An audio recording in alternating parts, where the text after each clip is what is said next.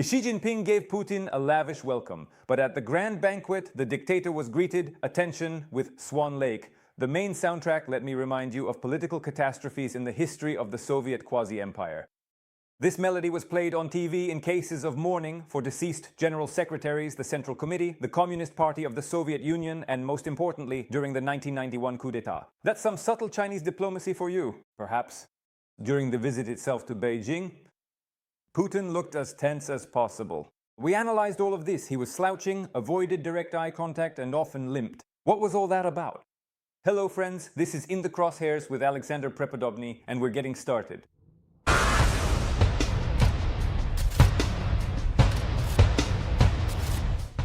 Russia, feeling helpless, runs with open arms to China, but China is in no hurry to reciprocate. Putin's latest visit is a clear example of this. This time the bowing began. Putin started it back in Moscow. Before his trip to Beijing, he recorded a video address. To our dear friends in China, at this current moment in time, Russian-Chinese relations have undeniably ascended to a truly unprecedented level. Their special nature is evident in the atmosphere of mutual understanding and trust. At the official welcoming ceremony, Putin steps out of the limousine and, slightly bowing his head, walks toward the leader of China. Meanwhile, Xi didn't even move from his spot. Overall, the Kremlin dictator looked extremely tense in Beijing. He slouched, avoided direct eye contact, and limping submissively, walked half a step behind his Chinese counterpart. During the negotiations, Putin quoted an all-Chinese proverb. Apparently, that's how it was. The dictator was demonstrating that very unprecedented level of Russian-Chinese relations. As far as we know, in China they say, you haven't seen each other for a day, but it feels like 3 autumns have passed. Internet users noticed Putin's strange gait during his meetings in China. The media also noted that at the meeting with Xi, Putin was wearing platform shoes, most likely to conceal his height. And they pointed out that very tall guards were chosen for the official ceremony. Experts note that Chinese political culture is deeply ritualized and rooted in Confucian concepts of hierarchy. And every step here is thought out down to the smallest detail. At the same time, concessions in this context are seen as a sign of weakness, which provokes the Chinese side to increase pressure and assert strict dominance. Chinese diplomacy sometimes speaks louder than any official statements. At the airport, Putin was received better than Donald Trump, the media note. The US president was met by Vice President Han Zheng, who is believed to have little influence and is no longer part of the Politburo. But for Putin, an active member of the Chinese Politburo came to meet him in Anyi. At the same time, the Russians were in for an unpleasant surprise. At the formal banquet for the Russian delegation, they played Swan Lake, the main soundtrack of political catastrophes in the USSR, which bodes nothing good for Russia. The purpose of Moscow's visit was to obtain new economic and energy agreements from Beijing. Vladimir Putin received a lavish welcome in China but is returning to Moscow with nothing. There is no progress on power of Siberia, and propagandists are forced to introduce the term the spirit of Beijing. Joining us is Dmytro Popov, PhD in psychology, psychologist and profiler. Hello, glad to have you, Dmitry. Good afternoon, dear viewers. I would like you to tell me, please, Swan Lake during the banquet. Are we merely over-interpreting the situation to say it was a hint, or is this that subtle Chinese diplomacy that never does anything without a specific underlying reason? Please give us your full assessment. Well, I still find myself leaning much more toward the second point of view, because the Communist Party of China has very extensive intelligence services, and so I think they are fully aware of what they are doing, and most likely this action truly represents a deliberate hint. But again, this is just our assumption. He could say at any moment that it was a mistake or yes, we love it. Swan Lake is a masterpiece of world art, so that's why this is just our assumption. Okay, so how do you feel about it overall? Tell me, Putin's behavior during this visit? I really want to discuss this topic because he was quoting various Chinese proverbs and traditional folk wisdom. And he even recorded a video address to the people of China. Peskov said that they have a Chinese nanny, so the children know Chinese, and they all are also happily learning Chinese because, well, how else? Otherwise the nanny won't take care of them. That's how Putin behaved. And if you watched or followed this meeting, could you please share your impressions? It seemed to us that he was somewhat tense, slouched at times, and avoided direct eye contact. What did you notice? Let's do it this way. I don't know if it's worth keeping the intrigue. The thing is, I have certain very clear opinions for myself about whether it was Putin or not. Really? Is that so? Yes, we can hold off until the end of the news, or we can say it right now. Whatever you say, that's how it will be. Well, since the viewers have already heard this official announcement, let's go ahead and discuss it. So during the period from May 18th to the 20th of this year, we actually witnessed 3 different versions of Putin appearing in public. On May 19th or 18th, one of the Putins, he gave a very long and detailed video address to his Chinese friends, where, please forgive me for saying this, but when I watched all of this unfold, I simply didn't see Putin there at all. Instead, I saw a big, rough, and subservient tongue licking up absolutely everything Chinese, and it is quite likely that even President Xi himself got licked in the process too. In other words, it was all about how Russia admires, loves, and respects China. In short, Russia will do anything for China, just please help us. As early as the 20th, there was a man living in China, who looked remarkably like the President Vladimir Putin. This man was also at the May 9th parade this year. And the one who recorded the interview and this person, they are different people. And this person was strikingly and remarkably different from the one who had originally participated in the interview, both in their behavior and their physical appearance. Furthermore, it is important to note that on May 18th, the bunker won. By the bunker won, I mean that person. I started following Putin in 2015, and for me, the bunker one is the one who has ruled Russia since 2015. Was it really him who seized the power from Yeltsin? I have my doubts, but I also have no definitive proof that it wasn't him. That's why we believe that in 2015, there was one person. He was the same one who, on February 22nd, 2022, spoke at the Russian National Security and Defense Council, where, if you remember, Narishkin almost wet himself at the podium. It's all the same bunker, man. Putin, I haven't seen him for more than 2 years. In the mass media. And then, on the 18th, he finally made an appearance. He held a conference call with the National Security Council about arrivals in Moscow and the Moscow region. This person is the bunker man who once again has been, for me, the primary ruling figure in the Russian Federation since 2015.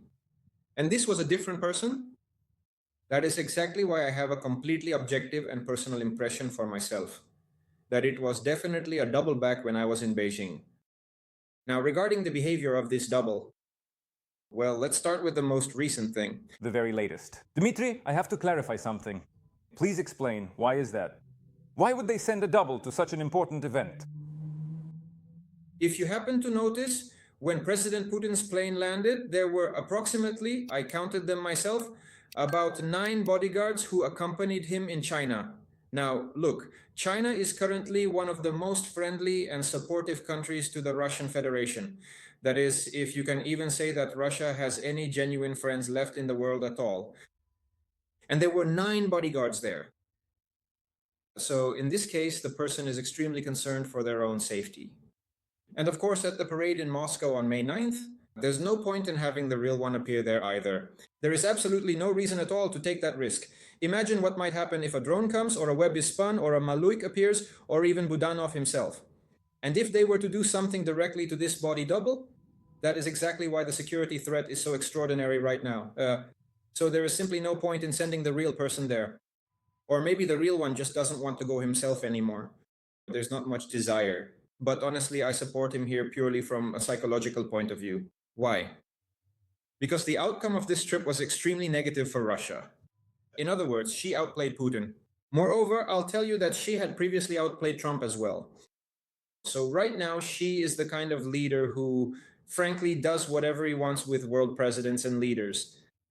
Now, why exactly am I inclined to think this way? I will explain that in more detail a bit later. And now, regarding why, quite apart from simple paranoia, they put forward the idea of Xi's double. It is because it's very possible that the real person in the bunker also has some health issues. For him, these long flights and extended public appearances in front of live audiences are simply no longer safe.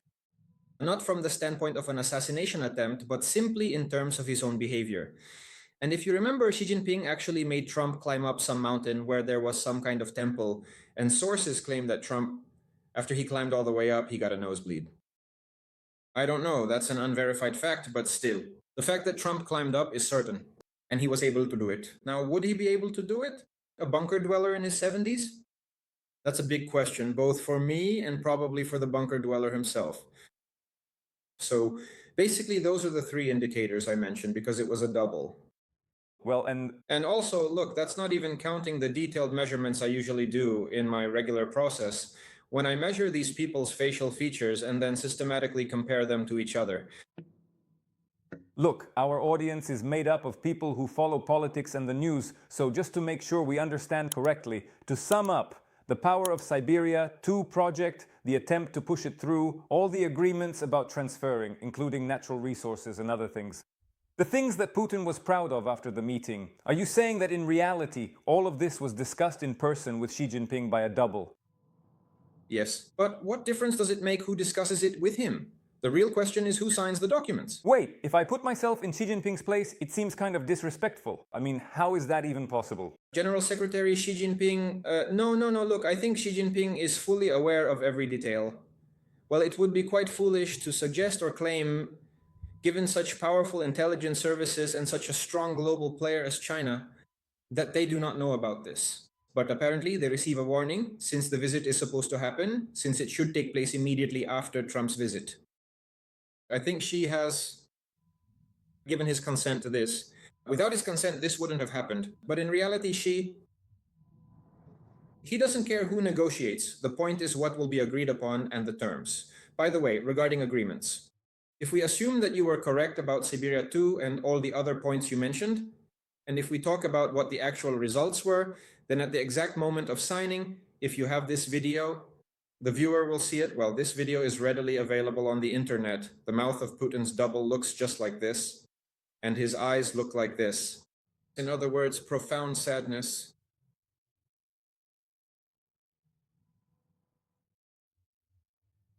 And a deep sense of boredom. Sadness and boredom in a person who realizes he has failed to achieve his lifelong goals. After that, Pushakov, one of Putin's talking head advisors, gave an interview to the most prominent and loyal Kremlin journalist. That interview is also readily available for anyone to watch online, where he was asked, "What about the results regarding energy and hydrocarbon issues with China?" To which Ushakov, with his mouth like this and with eyes like this, told him that everything was fine, that we had achieved everything, that everything was just great without any specifics. In other words, the results for Putin regarding Power of Siberia 2 are a failure. But China can actually play this game since it doesn't really need hydrocarbons that much right now. That's why I think China is pushing for Russia to build this pipeline at its own expense. Power of Siberia 2 and start pumping gas to them itself. Moreover, Russia might even end up paying extra for China to consume it. All right, Dmitry, may I then ask you to comment on Xi Jinping from the perspective of physiognomy, using the same profiling approach you applied to Putin? Xi Jinping. It seems to me that he is, in some ways, a truly unique leader right now because he projects an image of being kind, gentle, and balanced. It's no coincidence that he was given the nickname Winnie the Pooh. However, when we closely examine the way he deals with his political rivals, it becomes evident to us that his external appearance is at odds with his true inner nature. What can you say about how he behaved during his meeting with Putin? What did you pay attention to? Well, regarding Winnie the Pooh, he was given this nickname because he resembles the character from the Soviet Winnie the Pooh cartoon. There was the comparison shown on the screen. At the same time, there was the image of Xi and the image of Winnie the Pooh. And that's why, so to speak, it stuck with the viewers. It has nothing to do with reality. As for Xi, it is important to remember that Xi is the son of one of Mao Zedong's closest and most trusted revolutionary associates. In other words, Xi is a highly refined and sophisticated individual raised as a member of the elite courtier class in the heart of China. He was brought up and educated in the very best traditions of Chinese politics. This is the absolute pinnacle of the political elite in China. And naturally, he conducts himself in a manner consistent with that status, making it very difficult to read anything at all from his facial expressions. That's part of Chinese tradition. In fact, it's an Eastern tradition in general that facial expressions should not reveal what a person is saying or thinking. It's a national trait of theirs. And when I try to analyze and profile the character of Xi Jinping from a professional profiling perspective, I realize that he is a man with a stoic and expressionless stone face. However, it becomes apparent that when Xi experiences strong negative emotions, especially during internal Chinese disputes that eventually end up on video and are shared on YouTube, and they certainly do exist there, then emotions like intense anger, visible irritation, and deep contempt, and so on, Xi does indeed show these negative emotions. It's hard to see positive emotions from him, but negative ones are present. But this time, he didn't show any negative emotions. And that's why I believe that psychologically, Xi was demonstrating his victory. And considering how calm he was, not puffed up at all, like a lion, he behaved like a lion, calmly dissecting, pardon the expression, the Russian Federation, along with the person who came to represent it. By the way, he behaved similarly, in fact, with Trump as well. Trump is somewhat livelier and more charismatic than this double.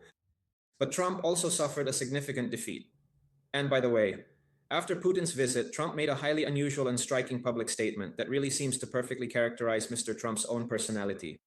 He said, "Yes, Putin came, but I still hope that Putin's meeting was less ambitious and less pompous than my meeting in China." In other words, Trump, in this case, Violet, doesn't really care what's happening with China or Taiwan or with America in the future. What matters to him is that it was pompous, that His Majesty, His Highness was received, and that it was cooler than Putin's reception. Well, greetings, American voters. You knew who you voted for, and God is your judge. Just wait and see what happens to America in time. Dmitry, since we're discussing this particular subject, you compared and analyzed these three rulers who are at the very center of the global agenda right now. Unfortunately for us, Putin is also partly included in that. Which one of these individuals possesses a greater sense of moral strength, judging by what you see right here? And who can truly be called a human being? A bluff is someone who pretends to be someone they are not. The bluff, and undoubtedly that's Trump. But why is he a bluff? Because that's just the way he thinks. He thinks that what he believes matches reality, but that's not the case at all. So he makes decisions impulsively, and then reality comes along and reminds him that it exists. That's when the gentleman starts having problems. That's why it's a bluff. It's the act of making a completely non-strategic, uncalculated decision. Moreover, he has surrounded himself, with complete idiots, except for Rubio. People like Vitek, Zitek, Bitkov, and Kushner, who are not political or government figures at all. But again, this is a message to the American voter. As for Putin, the man is now afraid of everything again. Whether it was a double or not doesn't matter, because the collective Putin, in principle, should behave the way Russia is behaving now. Or Russia is behaving the way the collective Putin does. To say that this man possesses any charisma or resilience, no, he does not. Yes, there is paranoia. Yes, there is probably also an inadequate perception of reality on the part of the collective Putin himself.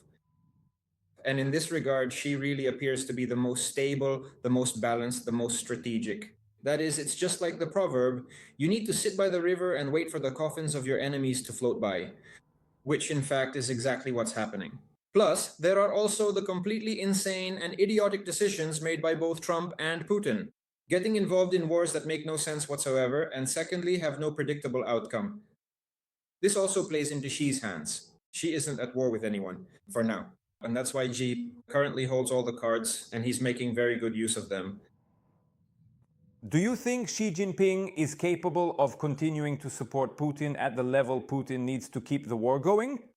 Again, based on the outcome of this meeting, did you see that? Because, as experts say, the fact that they didn't really agree on anything substantial is already a victory. What do you think? I personally believe there are two distinct indicators, which are both indirect, that suggest, and there are also less indirect ones, but I won't mention them now, that indicates Xi does not plan to support the Russian Federation for a very long time. But again, these are my subjective speculations, and I'll try to justify them now. First, reports that leaked to the press, again, it could be tabloid press, it could be a hoax, that Xi told Trump that Putin would regret invading Ukraine. Let's take this as circumstantial evidence.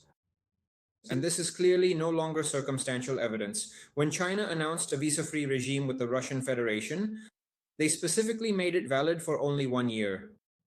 If you're truly friends, take Putin, for example, who is a friend of Saudi Arabia. And just recently, they signed a visa-free regime between the citizens of Saudi Arabia and Russia for several years. Why not do the same here? But no, Xi is only setting it for 1 year.